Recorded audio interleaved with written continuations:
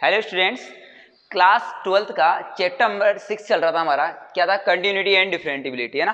Question number 2 लिया है मैंने यहाँ पे। कह रहा है कि फलन F X equal to X minus box X की एक्स इक्वल टू 3 पर संततता का परीक्षण कीजिए ना।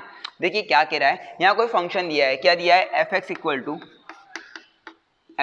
To X minus box X, है ना। अच्छा, ये बॉक्स एक्स पढ़ा था अपन ने 11th क्लास में। इसका मतलब क्या था? ग्रेटेस्ट इंटीजर फंक्शन पढ़ा था ना अपन ने। क्या होता है? महत्तम पूर्णांक फलन, है ना। जैसे कि कोई फलन है एफ एक्स, मैं ग्रेटेस्ट इंटीजर फंक्शन बता रहा हूँ आपको, ठीक है। ग्रेटेस्ट इंटीजर फंक्शन, है ना, महत्तम पूर्णांक फलन एफ एक्स इक्वल टू, अगर कोई फंक्शन इस टाइप से इस डब्बे में है तो इसको हम क्या पढ़ते थे? बॉक्स एक्स, है ना। ऐसे पढ़ते थे, डब्बा एक्स, ठीक है। तो F X equal to box X हो, तब यहां पर क्या कहा था कि ये जो x है ये बिलोंग्स टू r हो, है ना। और ये कोई संबंध हो, f एक कोई संबंध हो r से r में अप्रोच करता हो, ठीक है।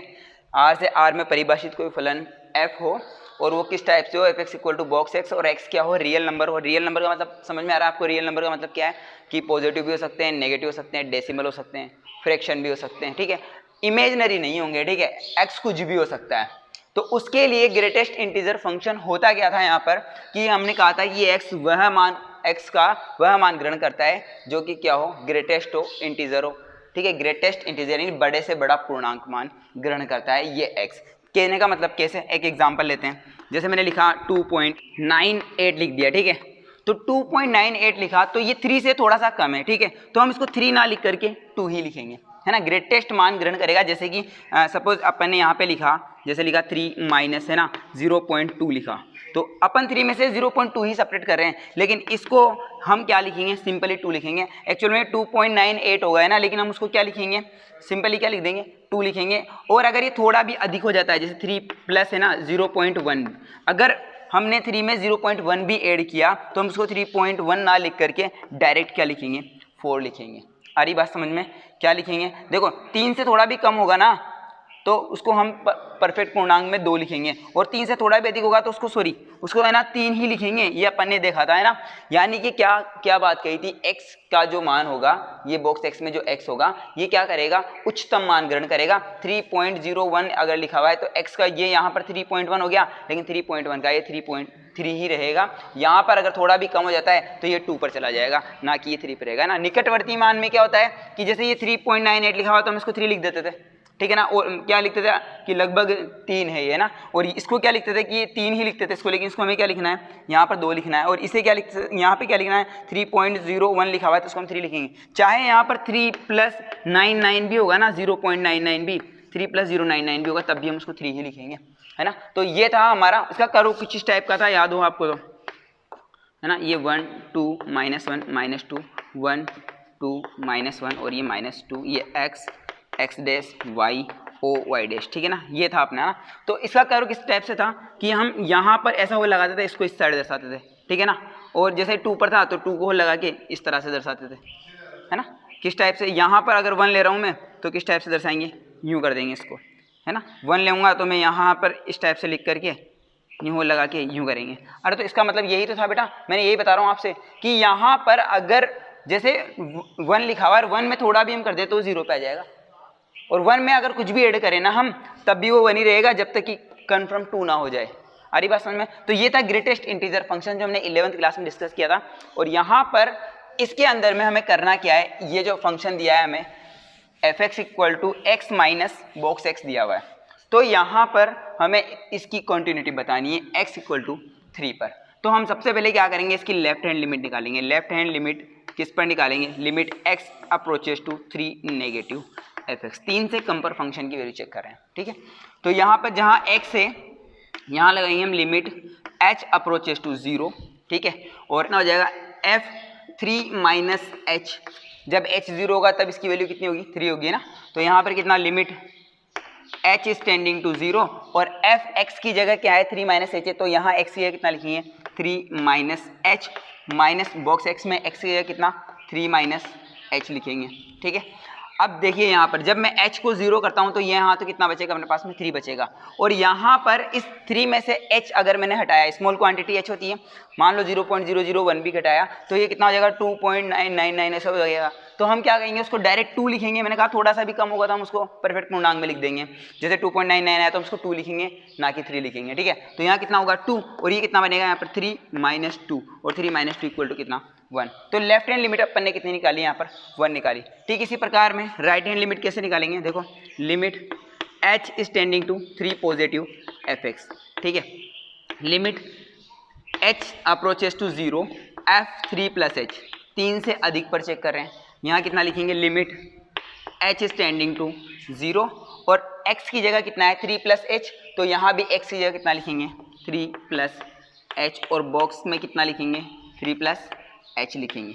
अब इस चीज को नोट करो, 3 प्लस h 3 से थोड़ा भी अधिक हुआ, मान लो 3.1 भी हो गया तो हम उसको डायरेक्ट कितना लिखेंगे, ओनली 3 ही लिखेंगे। 3.99 भी हो जाएगा तब भी उसको 4 नहीं लिखेंगे, 3 ही लिखेंगे, ठीक है। तो यहाँ पे कितना आएगा 3, और ये देखो इसको 0 रखने पर ये 3, तो 3 माइनस 3 इक्वल टू ये कितना आ जाएगा 0। तो यहाँ पर क्लियरली ये पता है अपने को कि 3 के लेफ्ट में और 3 के राइट में जो लिमिट जो वैल्यू आ रही है वो अलग अलग आ रही है। यहाँ 1 आ रही है और यहाँ पर 0 आ रही है, और 3 पर भी अगर हम चेक करते हैं तो यहाँ 3 लिखेंगे, यहाँ 3 लिखेंगे तो अगेन 0 आएगी, है ना। तो यहाँ हम क्या कहेंगे कि लेफ्ट हैंड लिमिट है ना, limit x approaches to 3 negative fx है ना, does not equal to limit x is tending to 3 positive fx, और ये दोनों इक्वल नहीं हैं तो हम क्या कहेंगे कि यह फंक्शन कंटिन्यूअस नहीं है, सतत नहीं है। देखिए एक चीज समझिए, बॉक्स एक्स की बात कर रहा हूं तो इसमें से अगर कुछ भी सब्ट्रैक्ट होता है तो वो सीधा उसके पहले वाला मान ग्रहण करेगा, और इंटीजर ग्रहण करेगा, परफेक्ट इंटीजर। तो इंटीजर का मतलब क्या है कि वो 2.99 तो डेसिमल है, इंटीजर का मतलब क्या है परफेक्ट नंबर, तो यहाँ पर सीधा परफेक्ट नंबर क्या होगा 2 होगा, है ना। और अगर थोड़ा भी अधिक होता है तब भी वही रहेगा। थोड़ा अधिक का मतलब क्या है 0.001 या कुछ भी, मैं कह रहा हूँ 0.99999 तक भी 3 ही रहेगा, 3.9999 भी करता हूँ और वो बॉक्स के अंदर में है तब भी 3 ही रहेगा, है ना। और अगर 2 होगा तो 2 का 2 रहेगा, और 2 से कितना भी अधिक हो जाए तब भी 2 ही रहेगा, है ना। तो ये बात आपको यहाँ समझ में आ गई होगी। मैंने जैसे 3 में से कुछ कम किया तो यहाँ पर 2 पॉइंट समथिंग आएगा तो मैं इसको क्या लिखूंगा 2 लिखूंगा। यहाँ 3 में कुछ ऐड किया तो जब तक 3 में कुछ भी ऐड करूंगा तब भी क्या रहेगा 3 रहेगा, तो यहाँ पर कितना आएगा 3, और ये दोनों इक्वल नहीं है, और इक्वल नहीं है तो हम क्या कहेंगे यहाँ पर, सिंपल सी बात में कहेंगे कि ये फंक्शन कंटिन्यूअस नहीं है। देखते हैं नेक्स्ट क्वेश्चन क्या कह रहा है हमारा।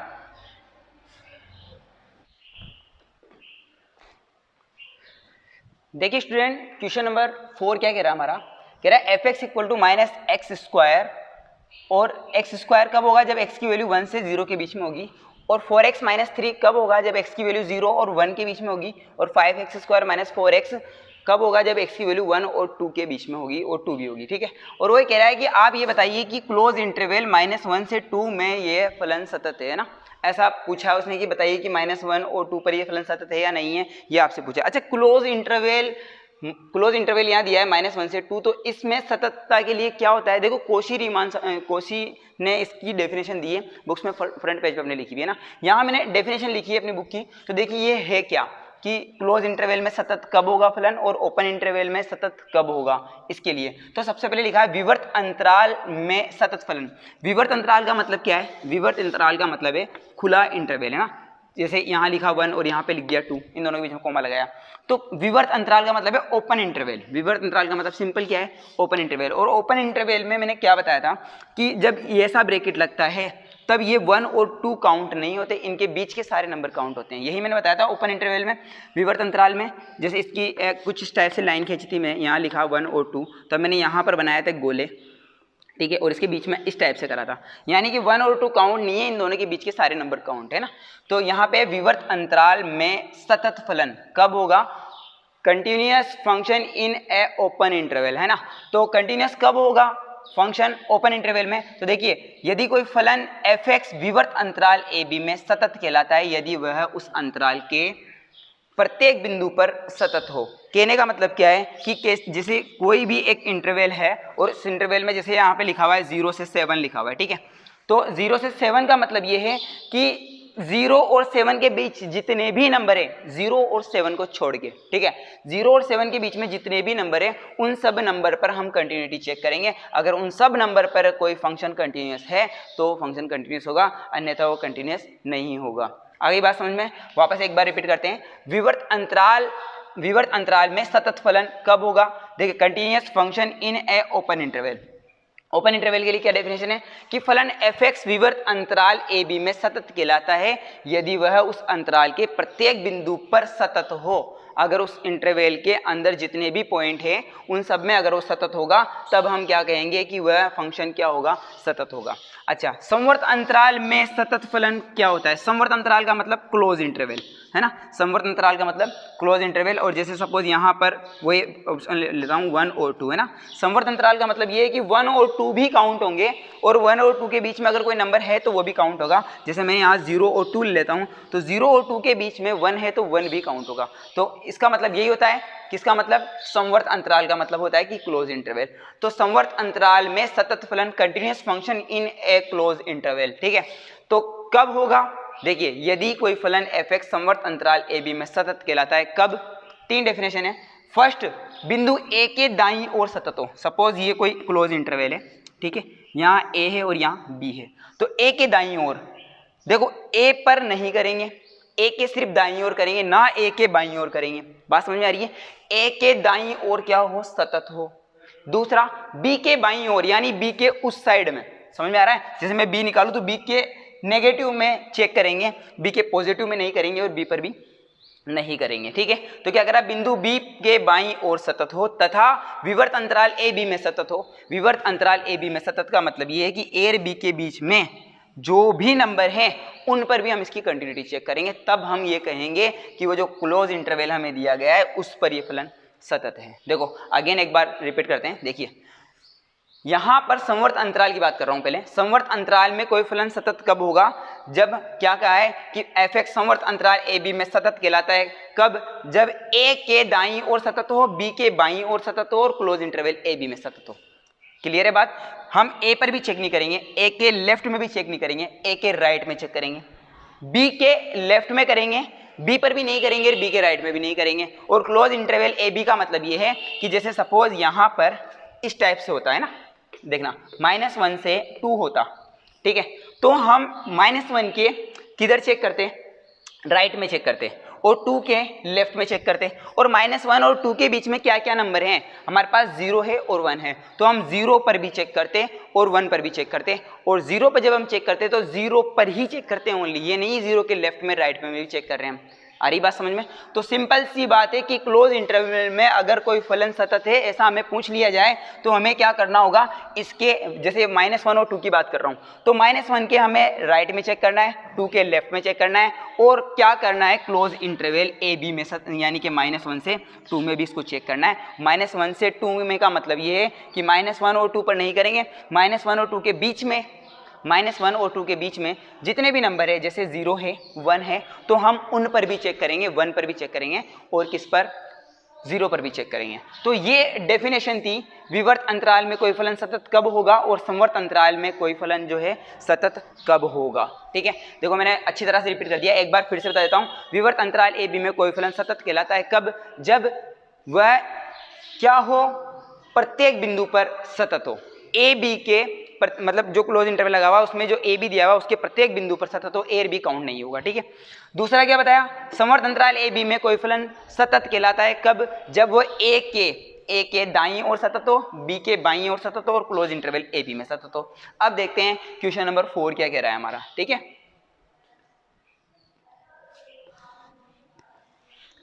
तो देखिए एग्जाम्पल नंबर 4 में हमें यही कहा है कि क्लोज इंटरवल -1 से 2 में इस फलन की सत्यता की जांच करनी है हमें, ये सतत है या नहीं है। तो अभी हमने देखा क्लोज इंटरवल में अगर ये a है और ये b है तो हम a के किस में चेक करते हैं? राइट में चेक करते हैं, यानी -1 की दाईं सीमा निकालेंगे हम, ठीक है। तो -1 पर दाईं सीमा निकालेंगे इस फलन की, तो क्या लिखेंगे? लिमिट, ठीक है, x is tending to -1 positive, -1 के दाईं ओर, ठीक है, f(x) क्या लिखेंगे? लिमिट, है ना, h अप्रोचेस टू 0, f -1 में क्या ऐड करेंगे? h ऐड करेंगे, तो ये कहाँ हो जाएगा? -1 के दाईं ओर हो जाएगा, ठीक है। फिर क्या करेंगे, जहाँ जहाँ x है वहाँ वहाँ -1 प्लस h रखेंगे, और किस में रखेंगे, -1 से अधिक पर, और -1 से ज़्यादा। देखो बेटा यहाँ गलती हुई, यहाँ -1 आएगा, -1 से 0, 0 से 1 और 1 से 2, यहाँ -1 आएगा। ठीक है, तो देखो -1 से थोड़ा ज़्यादा, और -1 से थोड़ा ज़्यादा कौन है, ये वाला फंक्शन, यानी -x² पे हम क्या लिखेंगे, ये वैल्यू को लिखेंगे। तो ये देखो माइनस, और x² की जगह क्या लिखेंगे, -1 प्लस h का होल स्क्वायर। ठीक है, सिंपली यहाँ लिमिट भी लगाएंगे अपन, कितना, limit h is tending to 0। तो देखिए क्या होगा, जब हम 0 यहाँ पर, अगर इसको पहले खोलते हैं होल स्क्वायर को, तो देखो पहले होल स्क्वायर खोलो यहाँ पर, तो कितना होगा, देखो 1। देखो इसको सिंपली इस टाइप से लिख सकते हैं अपन, इस टाइप से h - 1 का होल स्क्वायर। देखो ब्रैकेट खोलने के लिए काम कर रहा हूँ, हो सकता है आपके दिमाग में ये आए कि सर मतलब चिन्ह के अंदर में आपका क्या हो जाए, गलत हो जाए ना, इस वजह से मैं ये काम कर रहा हूँ। h - 1 का होल स्क्वायर, तो क्या करेंगे, देखो h², पहले लिमिट लिख देता हूँ, limit h is tending to 0। मैं यहाँ पर लिख रहा हूँ माइनस, ब्रैकेट बंद, 1 की जगह यहाँ पर क्या लिखूँगा, h² -2h और +1। क्लियर है यहाँ तक, ये जो मैंने इसको ओपन किया है ब्रैकेट को। ठीक है, अब देखिए क्या करेंगे, जब अगर मैं h को 0 रखता हूँ तो ये 0 कितना आएगा, -1, यानी कि हमने -1 की दाईं ओर जब फलन का मान चेक किया तो कितना आया, -1 आया। ठीक है, अब हम क्या करेंगे, 2 के लेफ्ट में चेक करेंगे। तो 2 के लेफ्ट में कैसे करेंगे, देखो limit x is tending to -fx, 2 से कम पर फंक्शन का मान चेक कर रहा हूँ। ठीक है, तो क्या करेंगे, limit h approaches to 0, f कितना लिखेंगे, 2 + h, 2 से ज़्यादा पर चेक, 2 से ज़्यादा पर करेंगे, कम पे करेंगे, 2 से कम पे ना, 2 के लेफ्ट में कर रहे हैं तो 2 - h। आगे वापस क्या लिखेंगे, लिमिट h अप्रोचेस टू 0, और f2 - h की जगह पर हम क्या लिखेंगे, x की जगह पर 2 - h लिखेंगे, और 2 से कम पर फंक्शन की वैल्यू ये है हमारे पास, 5x² - 4x, तो यहाँ पे कितना लिखेंगे, 5। ठीक है, और x² की जगह कितना लिखेंगे, 2 - h का होल स्क्वायर, तो 2 - h का क्या हो गया, होल स्क्वायर। यहाँ क्या लिखेंगे, माइनस, और 4, इस -1 को मैं इधर लिख देता हूँ। ठीक है, 4 और x की जगह कितना लिखेंगे, 2 - h। ठीक है, इसको सिंपली सोल्व करेंगे, देखो यहीं कर देता हूँ। तो ये limit h is tending to 0, इसका होल स्क्वायर खोलेंगे, देखो 5 तो एज इट इज आएगा, होल स्क्वायर 2 का स्क्वायर कितना, 4 -4h प्लस h²। ठीक है, यहाँ ब्रैकेट बंद करेंगे, -4 कितना, 2 - h, मल्टीप्लाई कर दूँ अंदर ही, 2 दूनी 4 दूनी 8, माइनस और माइनस कितना, प्लस, तो प्लस का 4h। ठीक है, यहाँ तक कोई दिक्कत नहीं है। अब सिंपली 5 को अंदर मल्टीप्लाई करेंगे, तो देखो limit h is tending to 0, और अंदर मल्टीप्लाई करेंगे तो देखो एक चीज़, इसको इससे करूँगा तो कितना, 20, तो ये ब्रैकेट हटा देता हूँ मैं ना, 20, और इसको इससे करेंगे तो ये भी कितना, 20h, और इसको इससे करेंगे तो +5h² और -8 -4h।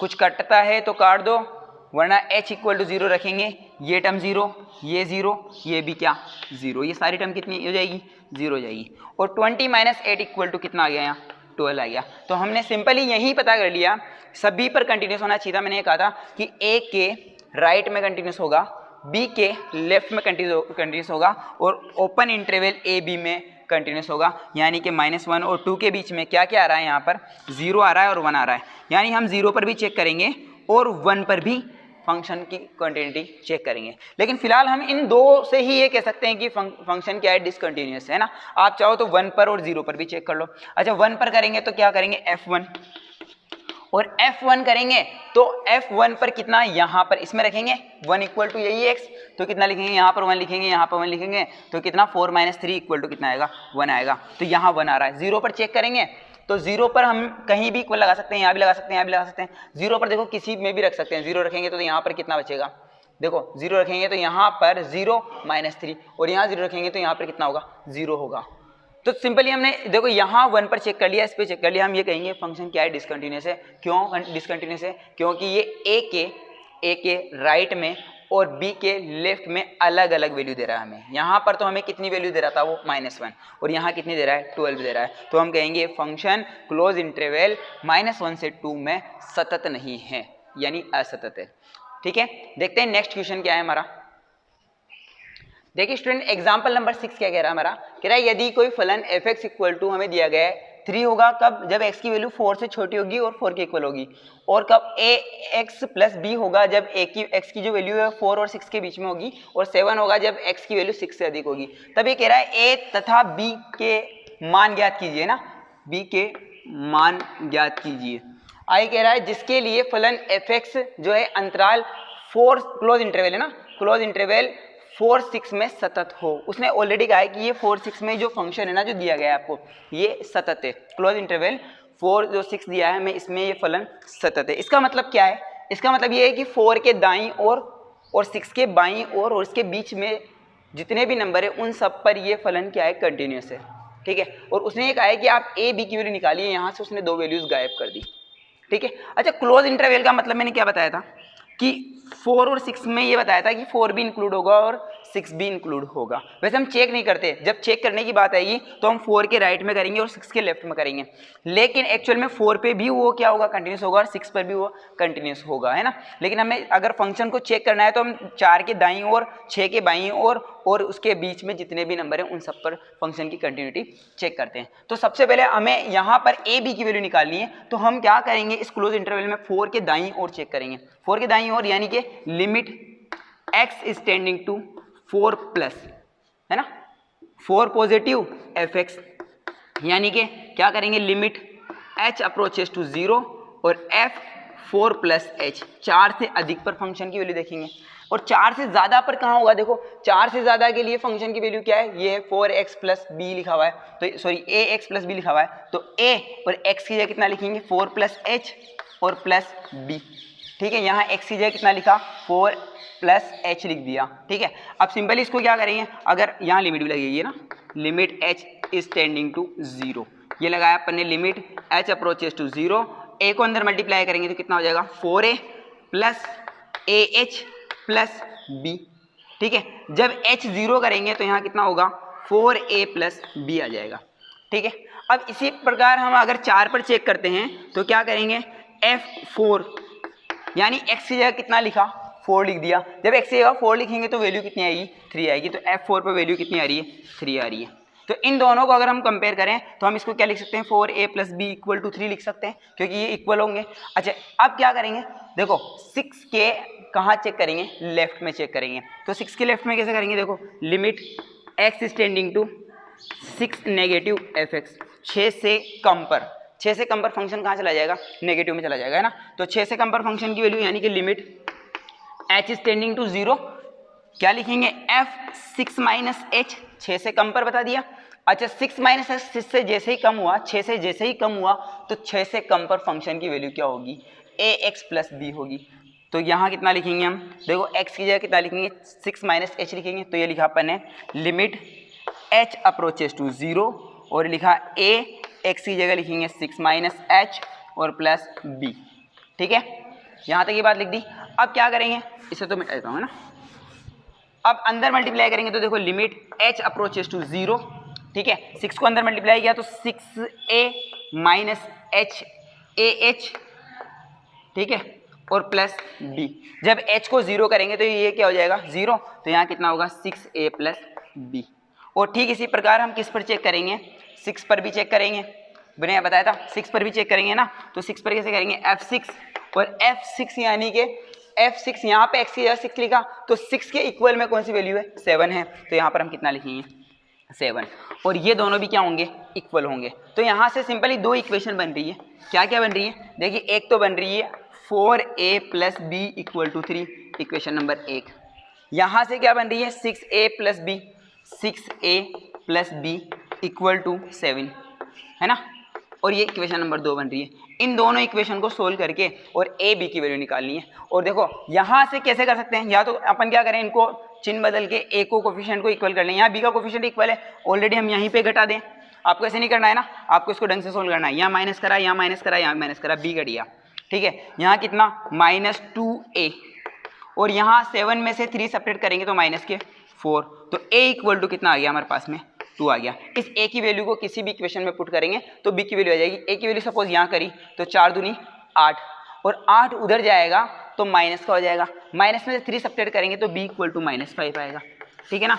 तो इस टाइप से हम ए और बी की वैल्यू निकालेंगे। देखो यहाँ हमें सिर्फ वैल्यू निकालनी थी, और देखो वैल्यू निकालने के लिए हमें देखो ये तो आना ही चाहिए था, बात समझना, ये आना ही चाहिए था। तो हमने एक चीज़ नोट करी कि 4 से उधर, यानी सॉरी क्या करेंगे, x की वैल्यू अगर 4 से क्या हो, बड़ी हो, तब ये आ जाएगा, और 4 पर ये आएगा, 6 से कम पर ये आएगा, और 6 से ज़्यादा पर ये आएगा। तो हमने इसको एक बार तो इसके इक्वल में करा और एक बार में इसके इक्वल में करा। सिंपली दोनों को इक्वल में करने के बाद 2 इक्वेशन मिली, और दोनों इक्वेशन से हमने ए और बी की वैल्यू निकाल ली। तो ये था हमारा एग्जाम्पल नंबर 6 था। अच्छा, अब एक क्वेश्चन मैंने यहाँ पर छोड़ा है, कौन सा छोड़ा है, क्वेश्चन नंबर 3। वहाँ पर भी हमें वैल्यू निकालनी है, और वहाँ पर हमें सिंपली किसी एक नंबर पर हमें वो ये कहा है उसने कि वो कंटिन्यूस है, और आप सिर्फ के की वैल्यू निकालिए। तो वो क्वेश्चन आप करोगे, और आपको नहीं आता है तो आप कमेंट बुक्स में कमेंट करें, मैं उसका सॉल्यूशन यहाँ डाल दूंगा। नेक्स्ट जो अपना टॉपिक है वो है डिफरेंटिबिलिटी, और डिफरेंटिबिलिटी देखेंगे कल। उसके लिए आपको एक ये है कि आप एक बार उसकी रीडिंग लगा लें किताब से, फिर उसको अपन कल बोर्ड पे समझेंगे। ठीक है, धन्यवाद।